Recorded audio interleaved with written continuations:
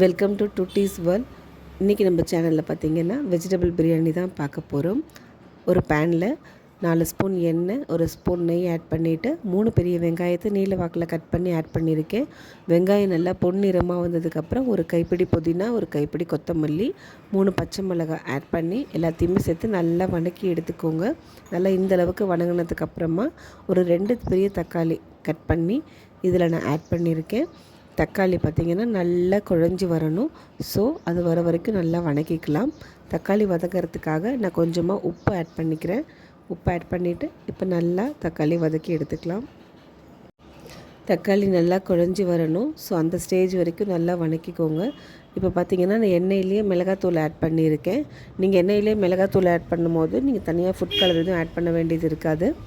அதுவே உங்களுக்கு நல்ல கலர் கொடுத்துரும். ஸோ இந்த ஸ்டேஜில் உங்களுக்கு காரத்துக்கு தேவையான மிளகாத்தூளும் ஆட் பண்ணிக்கோங்க. தனி மிளகாய்த்தூள் ஆட் பண்ணிக்கோங்க. ஆட் பண்ணிவிட்டு நல்லா இதை குழஞ்சி எண்ணெய் தெளிஞ்சு வர வரைக்கும் வதக்கி எடுத்துக்கலாம். பாருங்கள், இந்த ஸ்டேஜ் வந்ததுக்கப்புறமா நான் இதில் ஒரு 4 ஸ்பூன் தயிர் ஆட் பண்ணிக்கிறேன். தயிர் ஆட் பண்ணிவிட்டு நல்லா இதை வதக்கி எடுத்துக்கலாம். உங்களுக்கு புளிப்பு தேவைன்னா இந்த ஸ்டேஜில் ஒரு அரை லெமன் ஆட் பண்ணிக்கோங்க. எனக்கு தக்காளி தயிரோட புளிப்பே போதுமானதாக இருக்கிறதுனால நான் லெமனை ஸ்கிப் பண்ணிவிட்டேன். இப்போ பார்த்திங்கன்னா நான் கேரட், பீன்ஸ், உருளைக்கிழங்கு 3 காய் எடுத்திருக்கேன். உங்களுக்கு ஆப்ஷனலுக்கு காலிஃப்ளவர் என்னென்ன காய் பிடிக்குமோ நீங்கள் பட்டாணி எது வேணாலும் ஆட் பண்ணிக்கலாம். எல்லாத்தையும் சேர்த்து இந்த எண்ணெயிலே நல்லா வதக்கி எடுத்துக்கோங்க. இப்போ காய் நம்ம தம் போடுறதுனால காய் தனியாக வேகணுங்கிறதுக்காக நான் ஒரு டம்ளர் தண்ணி ஆட் பண்ணி காயை மூடி போட்டு வேக வச்சுருக்கேன். தண்ணி கொதி வந்துருச்சு. நான் இந்த ஸ்டேஜில் ஒரு 2 கைப்பிடி மீல் மேக்கர் ஆட் பண்ணிக்கிறேன். இது எங்களுக்கு எல்லாேருக்கும் பிடிக்குங்கிறதுனால ஆட் பண்ணியிருக்கேன். உங்களுக்கு வேண்டாம்னா நீங்கள் ஸ்கிப் பண்ணிக்கலாம். பார்த்திங்கன்னா காய் ஒரு 3/4 பதம் வெந்துருச்சு. இப்போ நம்ம தம் போடுறதுக்கான தண்ணி ஆட் பண்ணிக்கலாம். இப்போ நான் பிரியாணிக்கு தேவையான தண்ணி அளந்து வச்சுக்கிறேன். நான் பார்த்திங்கன்னா இன்றைக்கி 1.5 டம்ளர் பாஸ்மதி அரிசி எடுத்திருக்கேன். அதுக்கு நான் 3 டம்ளர் தண்ணி வச்சுருக்கேன். 1:2 ரேஷியோவில் எடுத்திருக்கேன். இப்போ தண்ணி கொதிக்கிறதுக்காக மூடி போட்டு வேக வச்சுக்கலாம். தண்ணி நல்லா கொதி வந்துருச்சு. நம்ம அரிசியை ஆட் பண்ணிக்கலாம். அரிசி ஆட் பண்ணிவிட்டு முடிஞ்ச அளவுக்கு ஃப்ளேம் பார்த்திங்கன்னா கம்மியாக வைக்கக்கூடாது, ஹையில் தான் இருக்கணும். கொதி வர வரைக்குமாவது ஹையில் வச்சுருங்க. அப்படி இல்லைன்னா சாப்பாடு நறுக்கு பதம் விழுந்துடும். நான் இப்போ ஹை ஃப்ளேம்லேயே வச்சுட்டு ஒரு கொதி வரத்துக்காக மூடி வச்சுக்கிறேன். இப்போ ஓப்பன் பண்ணி பார்க்கலாம். பார்த்திங்கன்னா தெரியும் வாட்டர் லெவல் குறைஞ்சிருக்கு. அட் த சேம் டைம் அரிசியும் கொஞ்சம் மலர்ந்துருக்கு. அகைன் நான் மூடி போட்டுக்கிறேன்.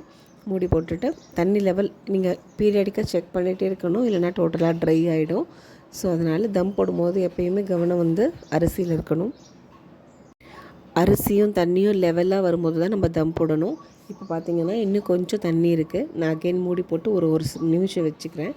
இப்போ பார்த்திங்கன்னா இந்த ஸ்டேஜில் நல்லாவே தண்ணி இந்த ஸ்டேஜ் தான் தம் போடுறதுக்கு கரெக்டான ஸ்டேஜு. இந்த ஸ்டேஜில் ஒரு மூடி போட்டுட்டு ஒரு தோசைக்கல் வச்சு அந்த தோசைக்கல் மேலே இந்த பேன் எடுத்து வச்சுட்டு அதுக்கு மேலே வெயிட் வச்சு ஒரு 10 மினிட்ஸ் அப்படியே விட்டுருங்க.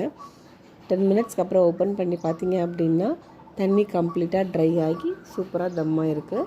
இப்போ நம்ம இதை ஓப்பன் பண்ணி பார்க்கலாம். நான் உங்களுக்கு கிளறி காமிக்கிறேன் பாருங்கள். நல்லா போலன்னு தனித்தனியாக இருக்குது. எல்லாத்தையுமே நல்லா மிக்ஸ் பண்ணி எடுத்துக்கிறேன். அடி வரைக்குமே அடி பிடிக்கலை. இந்த ஸ்டேஜில் நீங்கள் நல்லாமே எல்லாத்தையுமே கிளறி விட்டுட்டு அகெயின் கொஞ்சம் பருப்பி அப்படியே நீங்கள் சாப்பிட்ற வரைக்கும் செட் ஆகிறதுக்காக திரும்பவும் மூடி போட்டு வச்சுருங்க. உடனே சர்வ் பண்ண வேண்டாம். ஏன்னா கொஞ்சம் வெட்னஸ் இருக்கும். அது பார்த்திங்கன்னா நீங்கள் கொஞ்சம் நேரம் மூடி வைக்கும்போது கம்ப்ளீட்டாக ட்ரை ஆகிடும். ட்ரை பண்ணி பாருங்கள். தேங்க்யூ.